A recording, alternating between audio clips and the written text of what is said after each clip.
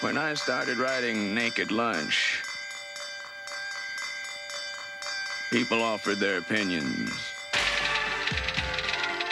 Disgusting, they said.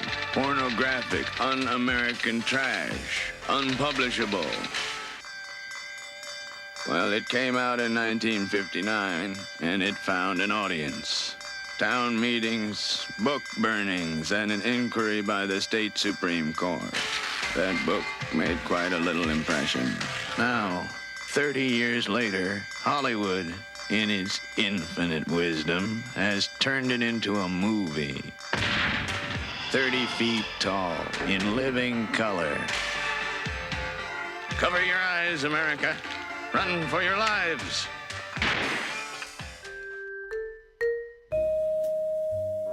Ladies and gentlemen, centipedes and mugwumps, welcome to another edition of Nick's Nonfiction, soft non for this edition. You're here with your host, comic Nick Muniz. Today we've got William Burroughs' Naked Lunch. It's a novella, highly embellished, dancing the line of fiction. Bill Burroughs here was the king of the beatnik generation, much like our boy Jack Kerouac. He's going totally off the rails. The movie Naked Lunch is banned in the United States. Can't get it on Amazon. It's illegal to stream. The book burnings begin. If you have your own pirate ship you frequent, I strongly encourage, if you could handle it, that is, in the second line of the movie they drop the clink word. That's just what they call the Asian chef. They say fragateer the whole time. Look at the cover art for the show. It's a dropper and a spoon. This is about Interzone City and the beatnik generation of the 50s. Will is best known for his dialogue. We're going to try to retell these stories that go outer space, insect world. My mugwumps out there, shout out. Jack Kerouac, you remember his beatnik friends? Hey, buddy boy, you look a bit off the cob there. Were you just driving pearls? All of them embraced a love of drugs, jazz, and alcohol. These were the original hipsters who then gave birth to the hippie movement of the 60s. You see, unlike those slackers, we like to keep a slick-shaved chin, no nonsense. I'll zonk you right on the head, old sport. You look like one of those flapper-dappers, my lady. Why don't you come on over here and give me a taste of those candy lips? These guys spoke in riddles. Burroughs has some of the most famous quotes in literature. Hustlers of the world, there's one mark you cannot beat. That is the mark inside. And you remember Kerouac's zany gang of beatniks. Plenty of characters today. We've got Dr. Benway, the sadistic surgeon who enjoys torturing his parents. Got AJ, the covert intelligence agent operating under the guise of a practical joking playboy. Move over, Carlo Marx. Here comes Danny the Disc Mouth. We got the Rube, the vigilante. This is not just smut for the sake of smut. You're not going to believe where this book goes today.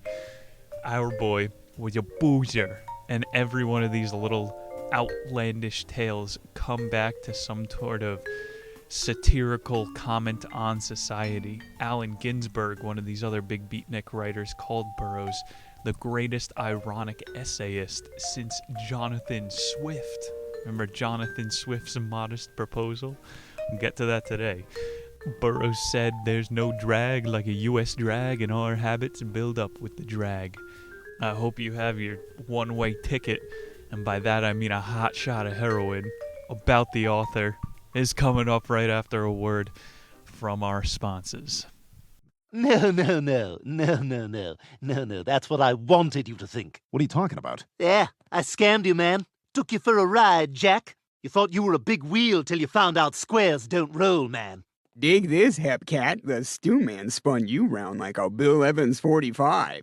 Wait, what's happening? I'll tell you what's happening, Brian. The whole family's becoming Jack Kerouac's insufferable friends. No one wants us at their apartment party, you dig? Get hip to that, Daddy, or skit-scat out of the house.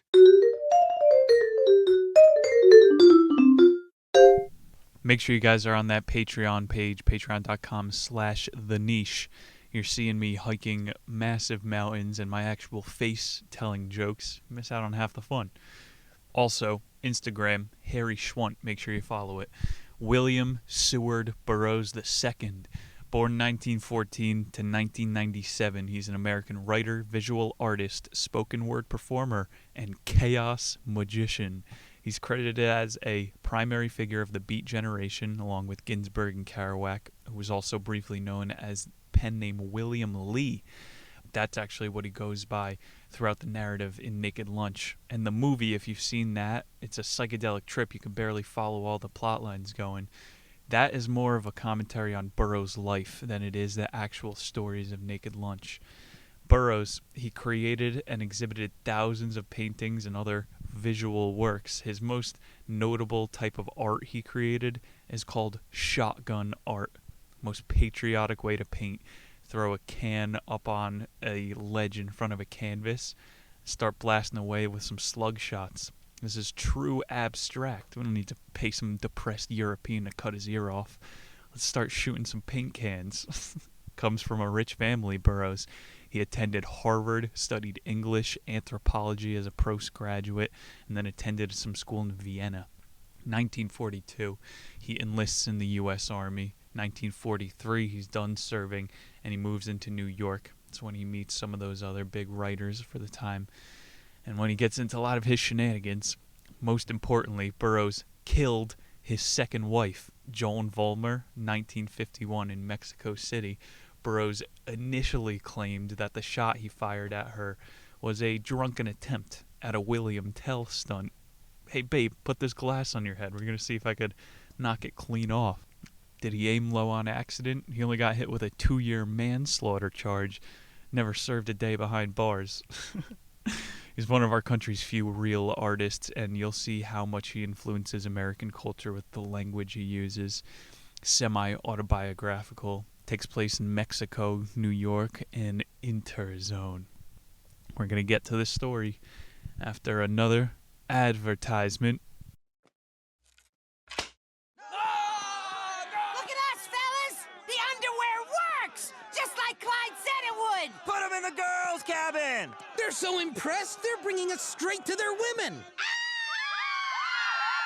If only we could thank that magical mystery underwear salesman. Oh, I don't think we've seen the last of him.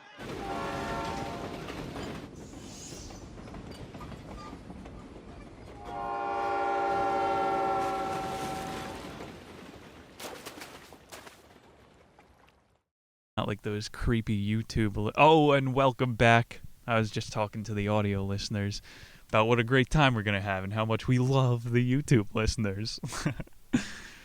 Naked Lunch, Chapter 1, and Start West. William Lee is in New York City evading the police who want him on drug charges. He discards his dropper and spoon into a street garbage can, boards a subway train, just trying to give the officers the slip. On this train, he observes all the other passengers initiating in a conversation with a kid. The kid seems desperate to appear hip. Immediately, we're getting some commentary from Burroughs. This kid, he doesn't know what it means to be hip. I am in the moment running away from the cops. This kid doesn't know how hard it is to kick, where this path leads down. Lee makes his way to an automat. It's like a vending machine-style cafeteria. It's where all the other junkies hang out in their various states of despair. William Lee getting all the update from his friends before he has to skip town being chased by the cops.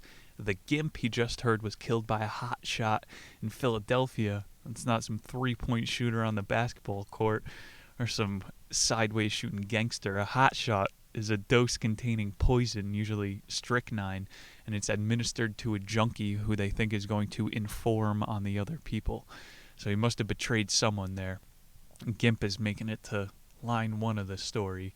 The vigilante has been going around and picking fights since this guy died. He was the glue that held the whole gang together. The shoe store kid, who we'll later know as Hassan, and the Rube, his buddy, have been trading sexual activity for drugs all over town. William knows he's just going to become like these guys, being paranoid, evading the cops if he stays. And he says it's not a community of addicts, it's every man for himself. The fact that the police already have his drug paraphernalia, even more of a reason to skip town.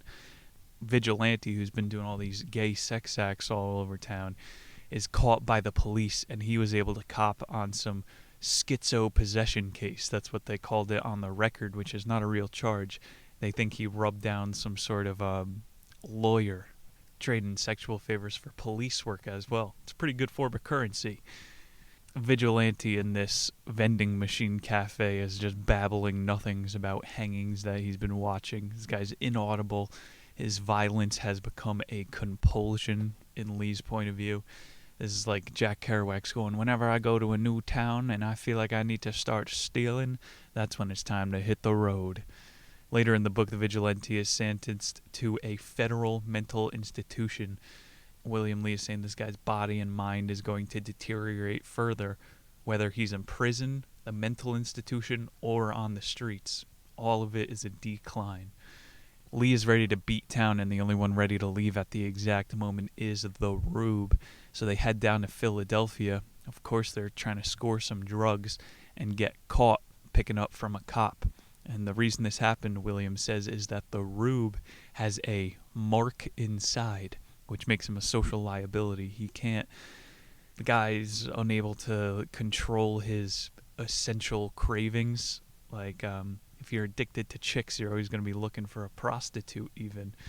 Is marking him as a dangerous travel companion, so he ditches this guy inside of the cell and beats town. But William, first, when he's in the holding cell with all the other junkies, he shows them the stash that he's always able to keep on him. This guy's in jail. How does he still have a stash? No, he's not boofing it. He allows a few drops at a time from his shooter to absorb into his pockets. So they're all sitting in the jail cell. William starts ripping out his pockets. He's going, I'm about to smoke these. They use a safety pin to, like, administer some of the remnants, extract it from the cloth. By the end of the week in Philadelphia, all the junkies will have heard that you could smoke your pockets. William's released. He's ditching the Rube on some street corner and then proceeds with a couple other guys to Chicago and then down to St. Louis. And this is when we get that famous quote, "There is no drag like the U.S. drag, and our habits build up with the drag." Stocked up on more drugs in Houston, New Orleans, and he's headed for Mexico. And in Chapter 1, they're approaching the border. They meet this guy, Bradley the Buyer. It's a notorious narcotics agent who has a contact habit. He looks and acts like a junkie, but he works on the side of the law, and his fix involves rubbing his body against addicts in exchange for letting them slip drugs across the border. The district supervisor once had to call in the Buyer to talk about his contact habit, and the Buyer begins rubbing against his supervisor, and he was released because there's no evidence the guy was rubbing against him. He took his boss to court. Lee gets cocaine, or what they called C, with a little bit of speed now. They're on their way to one of their buddies' facilities. Take it to Chapter 2, Annexia. The story already goes into a state of limbo, where William sometimes remembers who he is and who he's not. It like switches between third and first person. So they finally make it down to Dr. Benway's facility in Mexico. Lee thinks he's been assigned to do work for Dr. Benway of Islam Incorporated. Some psychotic grandeur of delusion. He thinks he's like an agent. And he says Benway is an expert on all phases of interrogation, brainwashing, and control. This guy's supposed to be a rehab doctor, and he thinks he's going to go learn how to manipulate people. You ever seen Shutter Island? There's very heavy parallels between these two. In that movie, Leonardo DiCaprio gets sent to a mental institution island, and they're saying, you were just inpatiented. And he's like, no, I fought in World War II. I was a detective after, and I'm here to try to talk to one of the killers. They're like, nah, you're a patient. You don't know who to believe throughout that 2-hour film. Lee and Benway meet as I guess he is inpatiented or learning his interrogation tactics. Benway says his favorite part of torture or advanced interrogation is when a subject is taken too far to the point where they accept their punishment as if they deserve it. And this is another one of like William Lee's famous lines. He's saying at some point every undercover agent eventually starts to believe their own persona. That'll definitely become relevant again later. Lee is then given a tour of Benway's facility, which is called the Reconditioning Center in Freeland, Mexico. All the names are super on the nose. He discovers these treatments that are pretty much torture themselves. But what do you've seen A Clockwork Orange? Those guys are addicts. You have to be tortured to get out of the state of pleasure. Along the tour, he's watching people get administered with experimental and hallucinogenic drugs for super mild conditions, just like catatonia, depression. They're giving people DMT.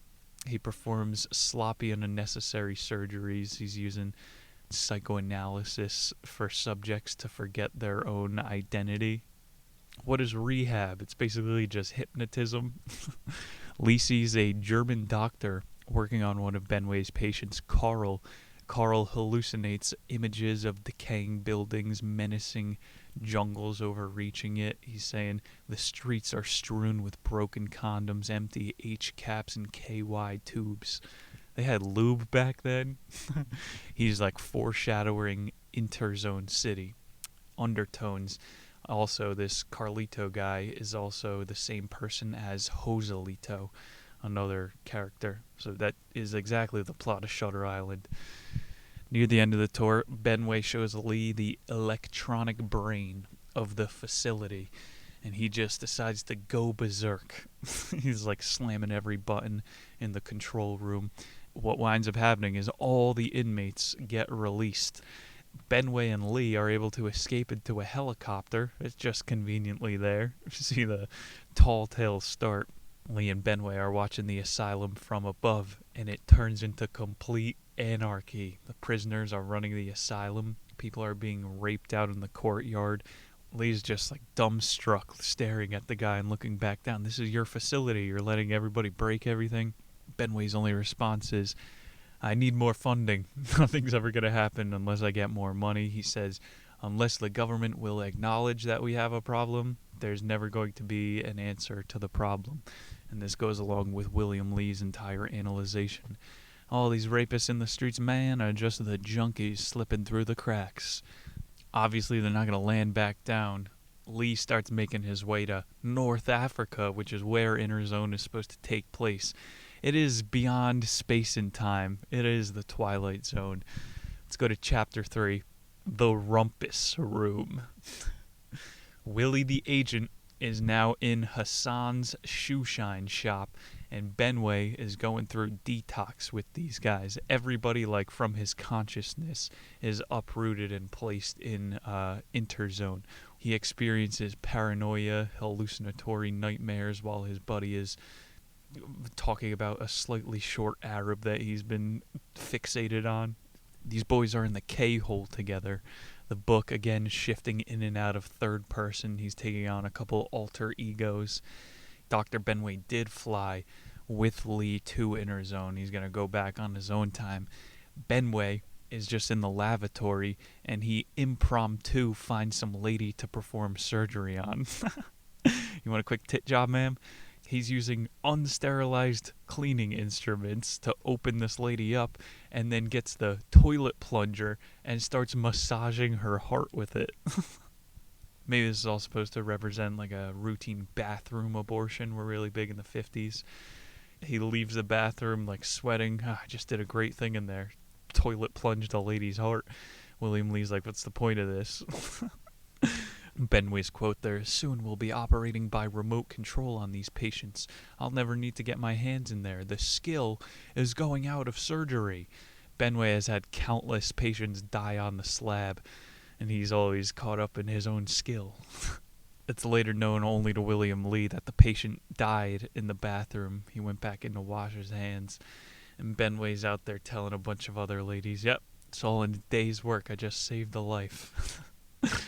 Benway, at one of the Interzone hospitals, is giving a lecture for them in a full auditorium, and they're letting him do a live operation. Says it has absolutely no medical value. During the surgery, a man jumped from the audience with a scalpel. Benway had to call in the orderlies to drag him away, and he shamed him first. He goes, this man is an espontaneo, was one of those audience members at a bullfight who tried to jump into the ring and get into the action. I didn't know people heckled friggin' live surgeries.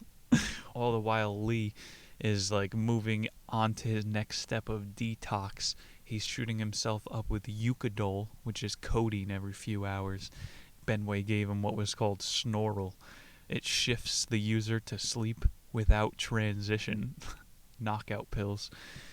Switches back into first person now that he's high.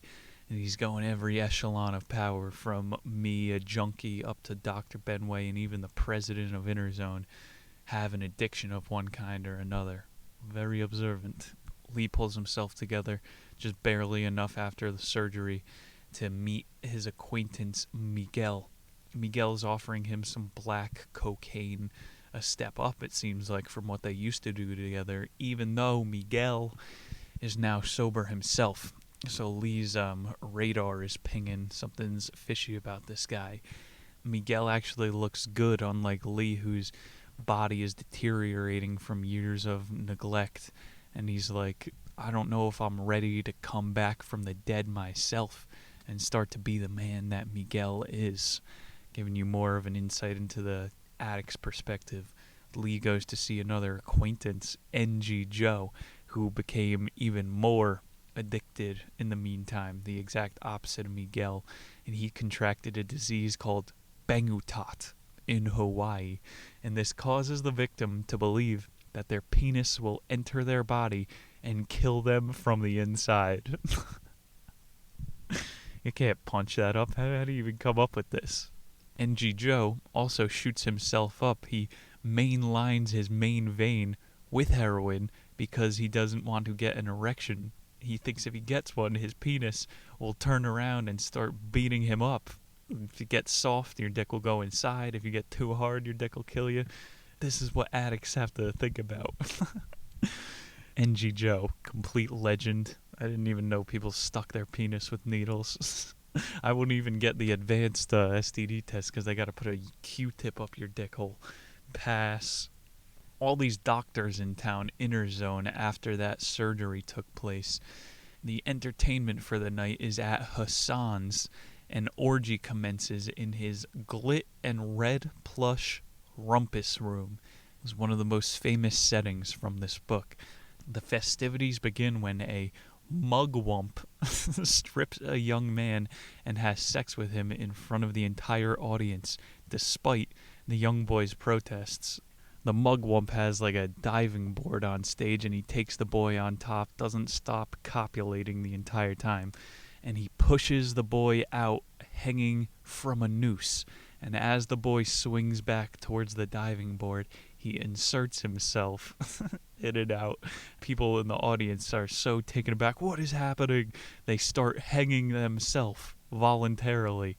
Lee says a horde full of lust-mad American women arrive onto the scene demanding sex from all the audience members.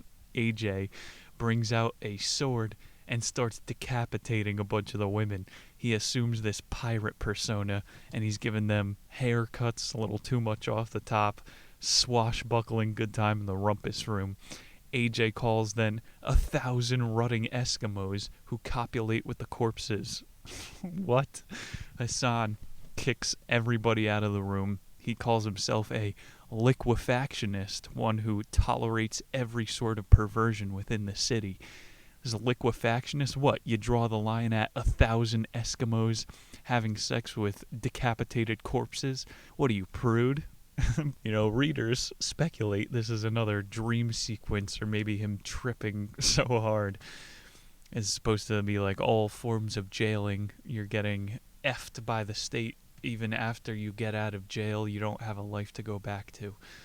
Who knows? Maybe 1,000 single horny MILFs actually did storm an asylum demanding sex.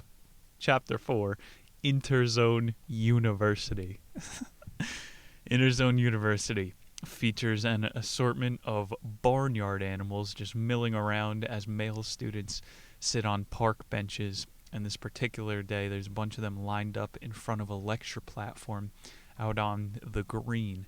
The professor arrives late on a bicycle, and he opens up with a story about his sexual activities the night prior. Then he starts to recount a series of other sexual experiences. And a common theme throughout the book is all the guys trying to one-up each other with their sex stories with women, but they don't do it with the men. They hide, even though they're all closeted in this book for some reason. And that thing when the guy started having sex with the kid on the diving board in the Rumpus Room, one guy stopped the entire performance and was like, "This is nothing. When I was a boy, we used to do so much worse." So everybody's always one-upping each other. This professor here, Interzone U, was encouraged. I got to get a t-shirt or a crew neck sweatshirt that says Interzone University. There we go, a new addition to the merch line. Check out on the top of the YouTube page. They're out here on the green, and it's an all-male university. This professor is encouraging the boys to behave in dominant ways as baboons do. So they're all pounding with their fists on the ground, projecting a perception of dominance on everybody that walks by, because the professor teaches them dominance is the only thing that reinforces the social order. Starts talking about if you have a gun, there is no authority. And of course, William Lee travels with a gun through Interzone. The professor then interrupts the monkeying around to instruct the students to show him their penises. He's got to ensure that all of his students are biologically male before he could let them continue the lesson. What is this? Course evaluations. You got to rate your professor's dick. This professor sticks the landing on this legendary lecture, and he delivers a rambling speech about the Rime of the Ancient Mariner. This is an 1834 poem by Samuel Taylor Coleridge. The whole theme of it is how talking is more important than listening. Big old commentary on the academic agenda. At the end of the story, one of the students observes that the professor might have feet made out of clay. And this is a biblical idiom. It's supposed to indicate someone's not living up to their reputation. This guy's pearls of wisdom might not all be polished. Everyone's starting to realize these professors, these guys with the giant sex stories, are a fraud. Chapter's Interzone University, and it's all male. You know these guys are throwing down ragers. AJ hosts a party that night. Live entertainment emceed by the great Slash-a-Bitch. This is like a callback to the Rumpus Room. DJ Slash-a-Bitch. He's going to bring that sword and cut off 1,000 Eskimo heads. The entertainment commences with a blue movie. So no one's on stage. It's a 30-foot tall movie screen. Actors are 3 males, all having sex with each other in the movie. They're using an artificial mechanical phallus, which they call Steely Dan. Nothing to do with Aja. Johnny, the main actor in the movie, lights himself on fire while they're all having sex. Everybody in the audience is going crazy. This is the best porno they've ever seen. The film then cuts. The 30-foot movie screen starts to rescind into the ceiling. Johnny, Mary, and Mark are all having sex on fire in person. This was not a movie. This sex is on fire. Their bodies disintegrate and explode in a green mess.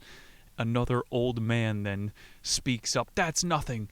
Me and my peers back in my day, you should have seen us in World War I. The sex that we had in the foxholes." The secondary act to follow this up somehow. A sheriff displays a young man whose penis measures 9 inches before they hang him. The hanging and the promo are supposed to show like a lack of human connection there is with media and law. How do you put the friggin' OJ trial on TV? Like I'm saying, the implications. We're watching if a guy is going to get killed, die, and rot inside of a prison. This is one step removed from the Coliseum.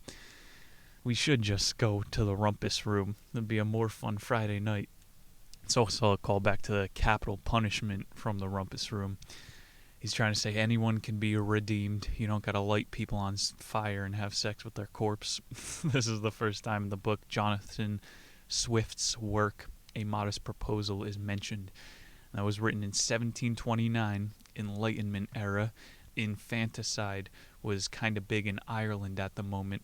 So was starvation. So he's going my proposal, if we're going to kill all these babies and do bathroom abortions, might as well eat the corpse, solve some starvation while also getting rid of the overpopulation. The Crown at the time was like, what is this serious? Somebody exile him. Wait, this is a joke, right? Exile this guy. Nobody knew what it was in 1729. Burroughs taking this satire to an entirely new lewd level. To finish up this insane night of performances, they bring Dr. Fingers out onto the stage. And he's presenting his masterwork, The Complete All-American Deanzitized Man. This guy, Clarence Cowie, is carried in by two black guys who drop him on a platform. The man is then transformed into a giant black centipede. And so he rushes into the audience. Everybody's trying to kill it. The scene shifts into a courtroom then afterwards, where all the audience members are then on trial for trying to kill an innocent human creature. So again, this represents the guy who was just hung for having a big schlong. The judge eventually dismisses all their claims about the centipede because there's no evidence that it exists. And they're like, no, this guy turned into a witch. You had to see it. Nobody believes him. Just more of this, like, we don't need to hide it. William Burroughs was a bisexual drug addict in the 1950s. The mainstream society was pushing him as far to the fringes as you could. He's saying in America, we like to smash anything that looks out of the norm, even though these threats usually subside on their own. Got to be proactive. Shoot it before we have to think about this thing that's outside of the box. William Burroughs himself could have been targeted for a lobotomy in the 50s, being in all these institutions. They could have just said, you're gay, you lose brain privileges. It's a pretty cool commentary. Go along to Chapter 5, Interzone City. This whole chapter basically takes place at the city market, which is where most of the people hang out. It's the parallel to that vending machine cafeteria, and it's speculated by people, academics who read the book, that he never actually moved from New York to the facility to Interzone. He's still in New York City. So there's an indigenous South American medicine that some of the people get addicted to. He calls Bainsteropsis, and this is supposed to be like ayahuasca at the time. And this is what that guy Miguel did to kick his habit. And Miguel, remember, gave him that weird black cocaine, it seemed like at the time. He learns down at the cafe that there are some agents within the junkie community who have been giving people ground up black centipede. That guy just turned into a centipede the last chapter. They're grinding down the prisoners' bodies. It's all just like some wackadoo conspiracy, but the point is that this black thing is supposed to get the drug addicts to kick their taste for whatever chemical it is. And these things exist in real life. They use them in these facilities. You sprinkle a little bit of fairy dust on somebody's weed and it makes it so they don't find it as appealing as a drug anymore. William Burroughs weaving in some real stuff. Like there was this guy named Zooptuol, which was one of the names of the anti-acting agent drugs at the time. There's a funeral procession heading through the market. They carry their own coffin inscribed with the words, "This was the noblest Arab of them all." Inside the coffin is a pig dressed up in traditional Arab garb. There's all these racist performance arts pieces going down. They have everyone's attention. Jody, one of the coffin carriers, describes one of his sex acts that he had in zero gravity. It's what it takes to get everybody's attention. You bring a coffin into a cafe. He's calling this space sex indirect conception. He took a water gun up into space, filled it up with semen, and then shot it across the capsule into some chick. Indirect conception. It's pretty immaculate if you ask me. The scene then shifts to some old guy who steals the show. They call him the fruity old saint in the city. So it's like the wise old gay guy. And he's given them all stories about Jesus, Buddha, Muhammad, and Confucius are all like the same character, slightly tweaked. Deep diatribe ends when someone decides to get stomach tucked inside the middle of the cafe. Another just impromptu surgery, liposuction. AJ then shows up. The guy seems to always be listening, and he's always got to top the story. Sperm gun, that's nothing. He says, at one time I sent out my son to go get a piece of ass. I gave him $100, and the boy came back with a piece of the prostitute's severed anus. He said he actually had sex with it. He didn't waste the money. Middle part of the chapter, the members of the National Party of Interzone are all up on their balconies watching people have lunch down in the market. They're going, our citizens of Interzone are so well behaved. The party leader is never specified. It's like implying that the party he leads is immaterial. They bring up the most attractive boys from the city up to the balconies to have sex with the leaders. Just starts babbling to the boy. You know the French, those colonializing bastards, they exploit their own citizens. He's like, could you try to take care of some of the people on the street? President is scolding the boy for consorting with alien, unbelieving pricks. He's like, I'm getting a bad vibe from you. It starts to sound like you are hanging out with the illegals. This is not going to be good companionship for the king for the night. And something they said, the king was looking for a boy's time. Again, supposed to imply, this is science class. We don't guess, we infer. You're supposed to infer he wants more than just sex. This old guy wants companionship from these young boys. Strippers hate him. This apparently got to the president a little bit. He holds a town hall for all of the Interzone people to voice their grievances. And instead of showing up himself, he has his wife go take care of everything. So he's straight, I guess. Salesman starts talking about his gadgets during this whole thing. So he's saying like the entrepreneur has hijacked the entire social discourse. This salesman did have a pretty cool octopus kit, which is an administration device for complex spa treatments. Like, remember earlier, Dr. Benway was like, these medical procedures are getting too advanced. This salesman octopus kit is fully ushering in the age of mixed surgery. At this public forum, the doctors are told to fix the sick society.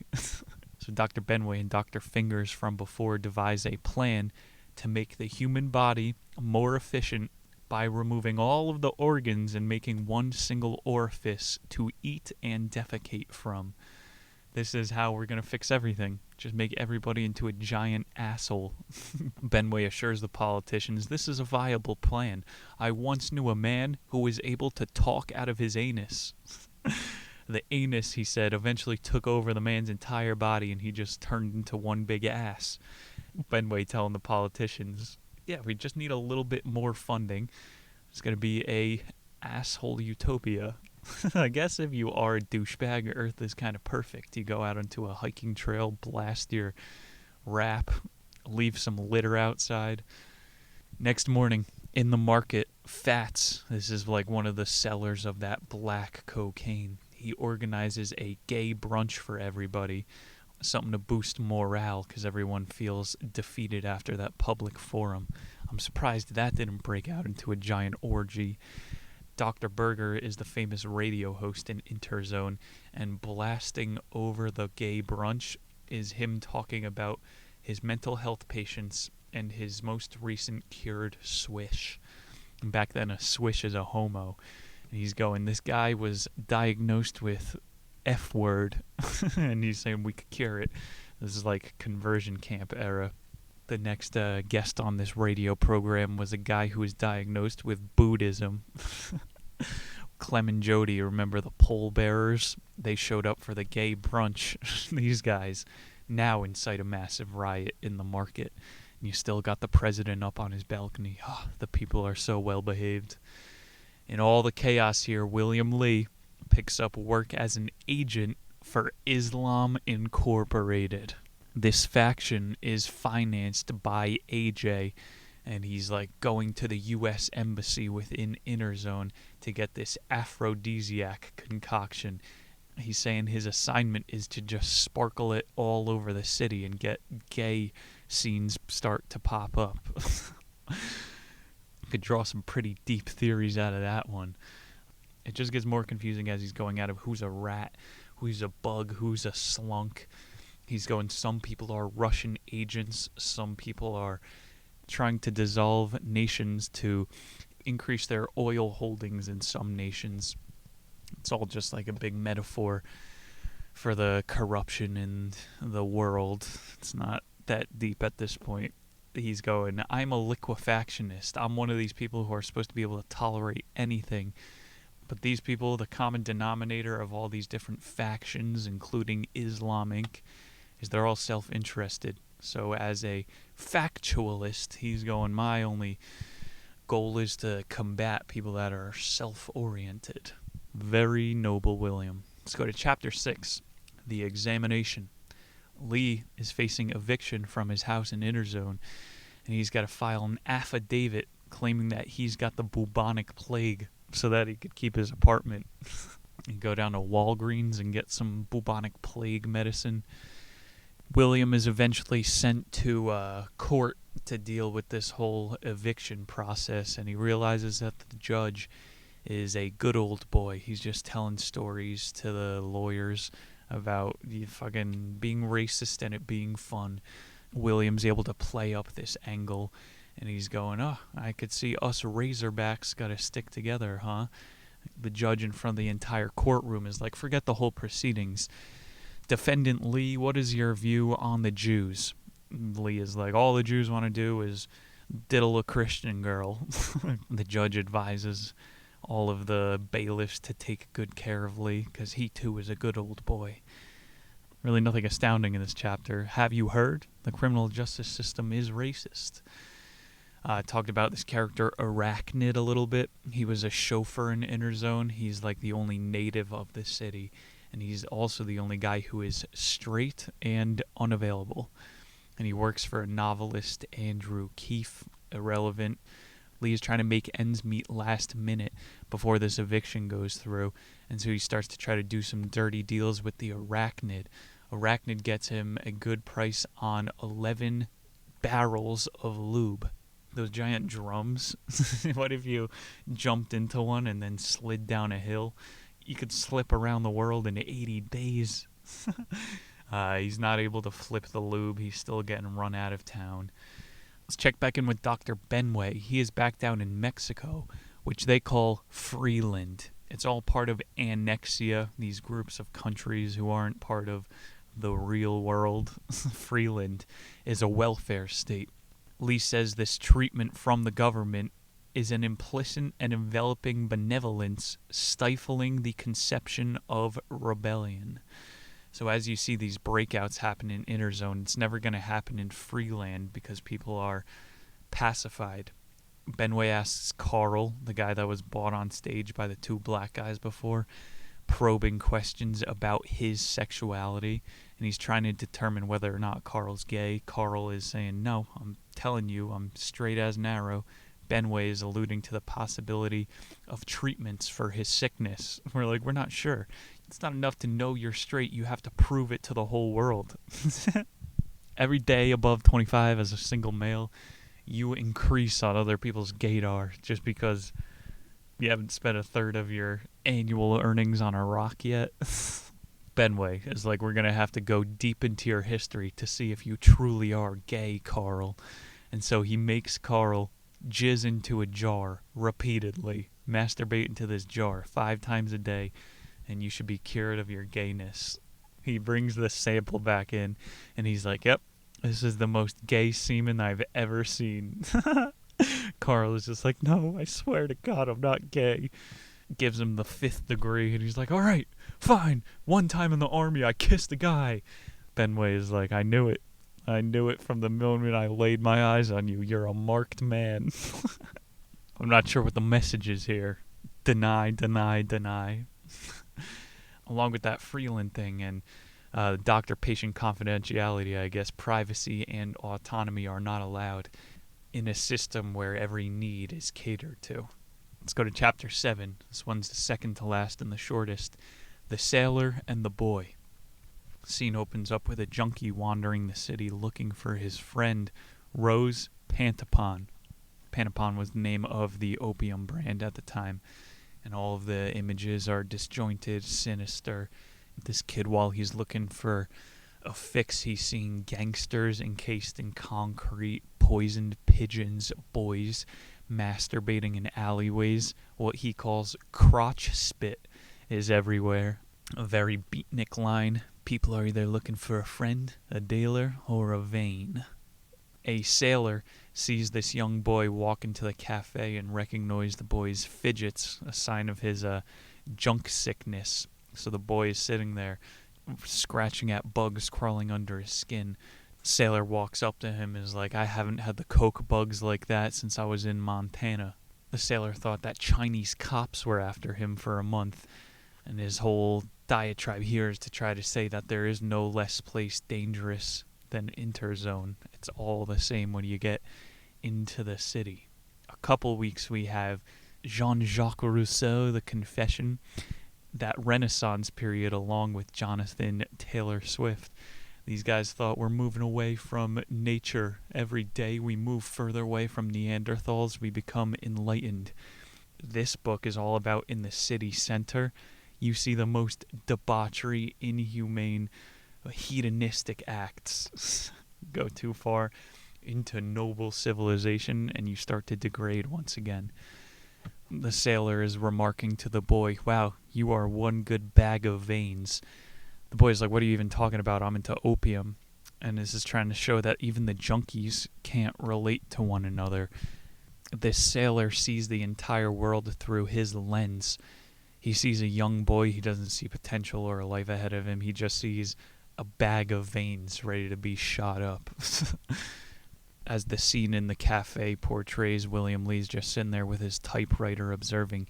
He's seeing more of this black cocaine trade hands, more of this agent that gets people unaddicted to drugs. And this is when he finally writes his famous line about all the rats in the community.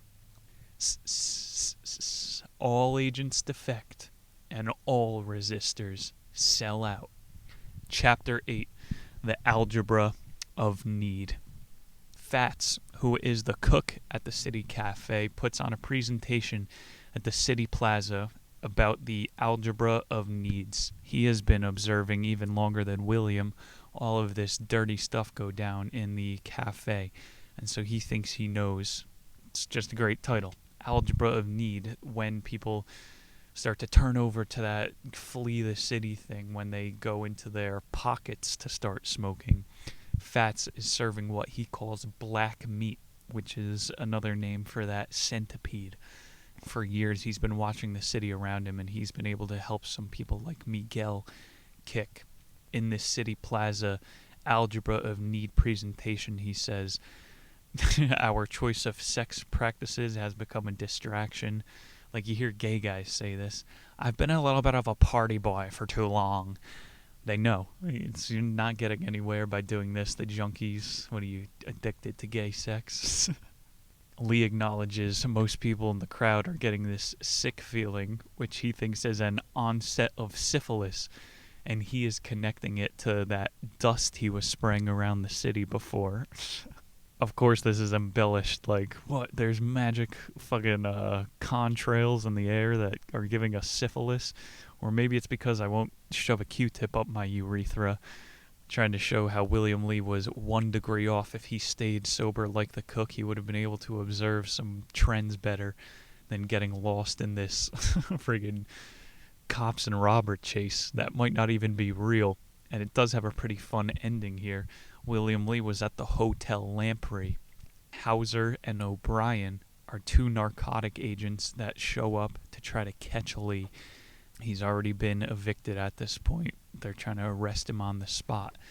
A lamprey, if you don't know, is an aquatic creature that attaches itself to a shark in order to feed from the scraps that the sharks leave behind. And so William himself thinks he's an agent, and he's like, Hauser and O'Brien are just trying to work my case here. Lee understands that they're trying to arrest him. Lee is going, just let me shoot up one more time before you take me in. They're going, there's no possible way we can allow you to do that, which means they want a favor. And Lee offers to rat on one of the big-time dealers in the area, Marty Steele, Hauser and O'Brien are extremely skeptical because this is such a big name. They let him shoot up anyway. Lee mainlines some of the best heroin he's ever had, and as he is taking it out of his vein, he squirts blood and alcohol into Hauser's eyes, blinding him, gets the gun out of his suitcase, and shoots O'Brien in the face. Lee immediately books it out of the hotel lamprey. First thing he does, finds his dealer, buys some junk from him, and then goes into hiding. He spends the entire night at what are called the Everhard Bathhouse, a notorious hangout for homosexuals. And the next morning, he buys a newspaper, sees nothing about Hauser and O'Brien in it. His grandeurs of delusion are at an all-time high. He calls up the Narcotics Bureau, gets Lieutenant Gonzalez, the highest-ranking guy, on the phone, and he's like, Hauser, O'Brien? We've never had guys named that in the Bureau, ever. Lee is at a complete loss. His head is spinning. He just bought up as much junk as he could possibly get his hands on. In his spiral of paranoia, he's thinking, I gotta get out of Interzone, even though just got word these two characters might not even exist. We are right back to where we started, New York City. Call up Danny the Disc Mouth and the Rube. It's time to hit the road again. This kind of ends the main storyline here, and William Lee, even though he broke the fourth wall throughout the entire book, he completely shatters it here. He's like, this was supposed to be an out-of-order mess of a book. It's supposed to portray the blueprints for a drug addict's life. I'd say job well done. The final section of the book is completely illegible. People say that William Burroughs' style of writing, he would just cut out sentences, put it into a jar, pull out sentences, and then arrange them in random orders. So this entire last chapter, he didn't even decide to try to put them in order. Some of the sentences read like the start of a very good story. He stood there in a 1920 straw hat gave to him by someone else. That's it. It's the entire sentence. It's a better fragment than I could write. The last phrase in the book, not even English, no glot clom fly day. I think William had a needle sticking out of his arm when he wrote these final chapters. I would suggest this book just for the Rumpus Room. William Lee, truly an influence on American culture. That is Naked Lunch. I want to thank you, ladies and gentlemen, who were able to keep your head on your shoulders for this wild one. Got to hear some of the most egregious sex acts you'll probably ever be able to imagine. It was a fun edition. Maybe we'll find more William Burroughs, or we'll do some Ginsberg next. And it's a misleading title. I will say Naked Lunch. We have a book called Between Meals coming, which is about a Parisian restaurant reviewer. And it's more Bourdain style, where his job was to review restaurants. He got paid to take girls on dates. He has all these fun stories, fun characters. Thank you once again, Billy Burroughs. Next week on the show, this might be one of the better ones for the year, one of the more serious ones for the year. It is going to be an anthology Jeff Deist put together, Anatomy of the Crash. An inside look at the biggest bailouts and wealth transfer in the history of humanity. $10 trillion are being printed every year, and groceries, the price of gas, are still going up. We're talking about hyperinflation, zero interest rates, and yeah, the Federal Reserve is floating the idea of sub-zero interest rates. You get free money, and then you get free interest on that money, just because you own a bank. We are beyond too big to fail. This book is free. It's on the Mises Institute library. I mean, this is one of the last facilities on Earth teaching sound economics. 3 words are going to carry the show. End the Fed. It's going to usher in an era of Mises Institute books, because I'm making my way through that entire free library. Pendulum shall swing back from Naked Lunch. We're going to get serious. We're going to get topical. It was a good time to learn about some beatnik culture. Thank you, the listener, for tuning in once again. I'm going to see you guys in 7 short days. My name is Nick Muniz. Take it easy out there. Peace.